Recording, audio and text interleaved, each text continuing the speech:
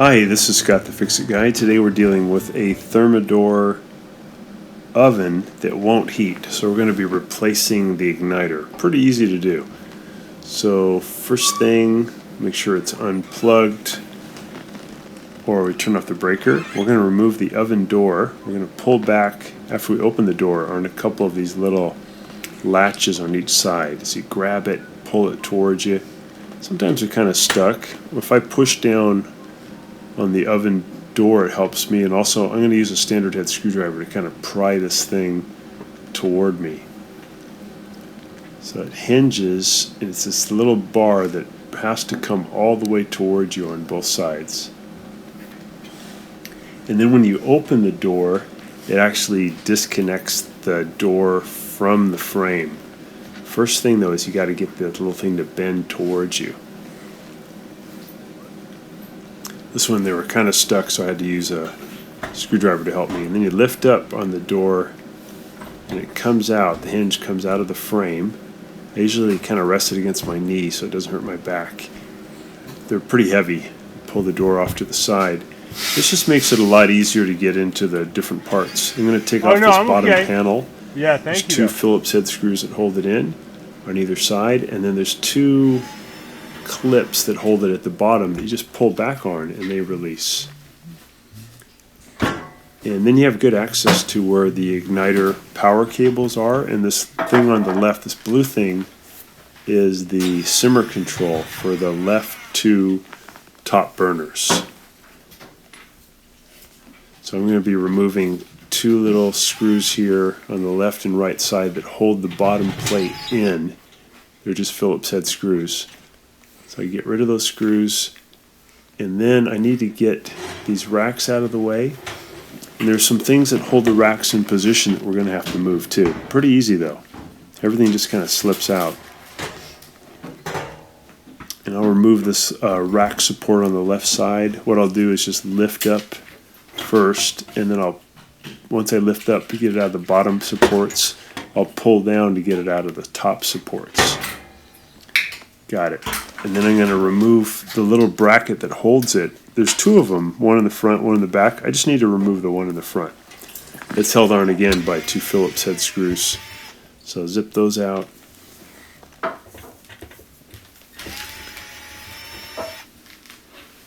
And then I'm going to do the same thing on the right side. So that plate won't come out unless you remove both. So I'm going to remove this rack. I'll lift up first, and then I'll pull down. That comes out. And then I'll remove that little bracket that holds it. It's two Phillips head screws.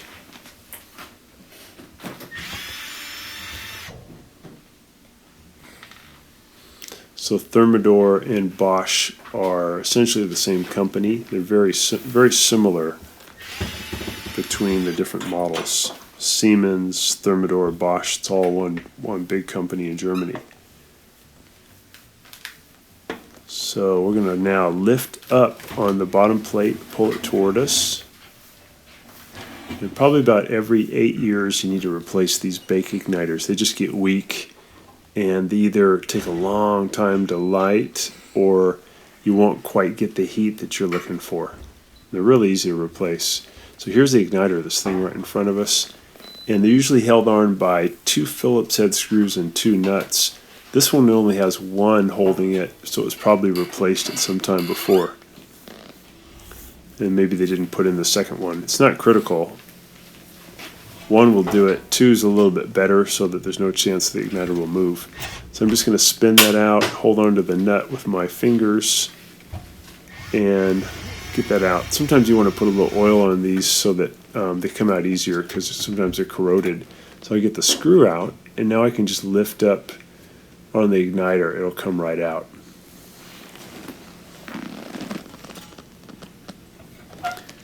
Pull that into the oven cavity, and then this one has two little ceramic wire nuts because this has been replaced before. So I'll spin off the wire nuts. Normally you wouldn't see this, and you might have to cut the wire. Here's the part number for it. Kind of a generic bake igniter that works for almost all models.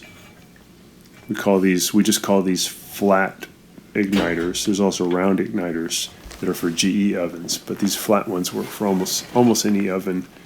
So I'm going to pull the wires through the firewall, and then I'll put that little screw and nut back in to hold it into position. You can also at this point check the burner tube or venturi tube holes to make sure they're all nice and clear. That's where the flames come out. If they're full of junk, you can use a wire brush to clean them. So I'm just going to spin on that nut, and then we'll tighten down that Phillips head screw.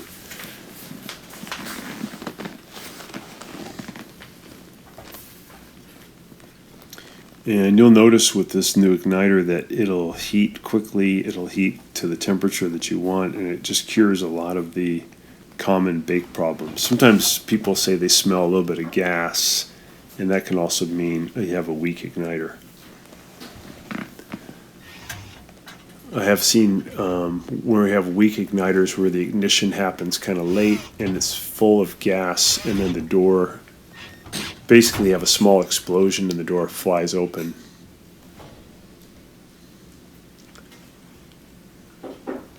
So now it's all secure, and we're going to now do the wire connections. This is here in the front of the oven, and I'm just putting the power wires to the igniter wire, and then I'm going to use my ceramic wire nut to tighten that down. Make sure you get it really tight and there's no metal showing.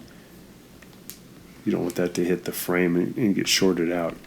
So I'm just taking a power wire from the oven and hooking it to one igniter wire. Then I'll do the same. I'll take the other power wire and hook it to the other igniter wire.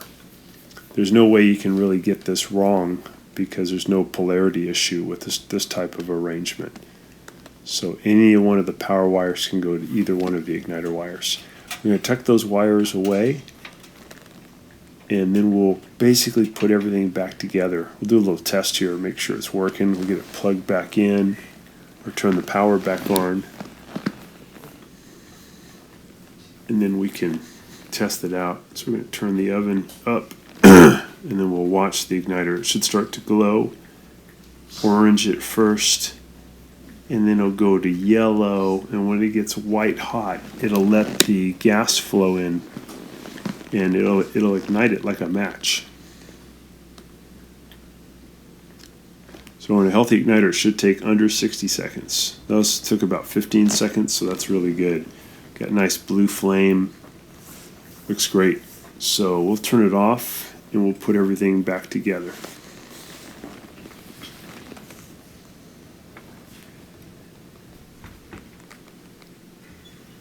So I'm going to put the bottom plate back in, just slide it in. I noticed I had to lift up a little bit in the back as I pushed it in. It was kind of stuck. So I'm reaching in and lifting up a little bit, and then I'm going to push it in. I got it nice and flush. And then I'll put in the two little Phillips head brackets and supports in the front that hold the bottom plate into position. Got one there, put the little screw in, and then tighten it up. These are actually really good stoves, really good ovens. They're pretty tough. Sometimes the left two front burners or top burners stop working. That's due to this blue thing, the simmer control. You have to replace it. So Bosch and Thermador both have that. So we got the two front plates back in. We'll put on this little side plate that holds the side bracket for the oven shelves. Just zip those in.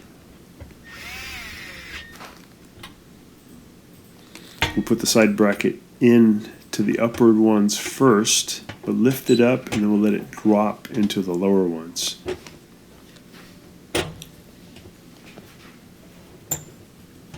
Make sure it fits into those little holes on the lower ones. And we're going to copy that on the right-hand side.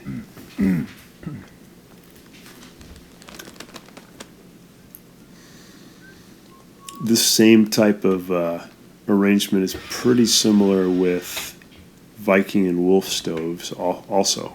Actually uses the same part. So we did the same procedure here on the right side, and once we get it in position, I'm going to tighten those screws.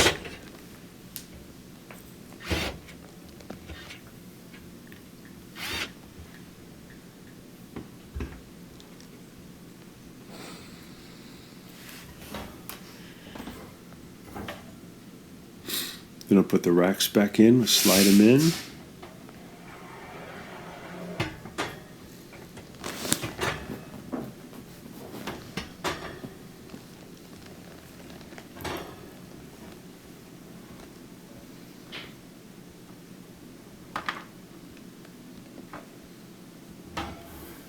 Put in the second one. When we put the oven door back in, you'll notice that on the right and left hand side there's basically two holes in the frame. There's two prongs on the hinge. So now we're putting this bottom plate back in. So I'm going to put the little plastic clips in. I just push them in. Pretty cool. And then I'll put in the two Phillips head screws. Yeah, but when you put the oven door, you have the two prongs on the oven door hinge and basically two holes, two on the right, two on the left, and you want to get those prongs into the holes and just push them in as far as they're going to go, and you let the oven door rest all the way down perpendicular to the oven frame, and then we'll put the little levers back into position. Here we go. So we're putting the oven door back in. Take your time here. Get those prongs into the holes, wiggle it in, push it all the way in as far as it'll go, and then let it come all the way down to perpendicular 90 degrees. And then once you've got that as far as in as it'll go, we're going to push up on those two little levers, one on the right, one on the left, all the way forward, and then we should be able to close the oven door normally. And we got it. And now you have a Thermador oven that will heat normally and bake all your goodies for you. So thanks so much for watching, and please subscribe to our channel when you get a chance.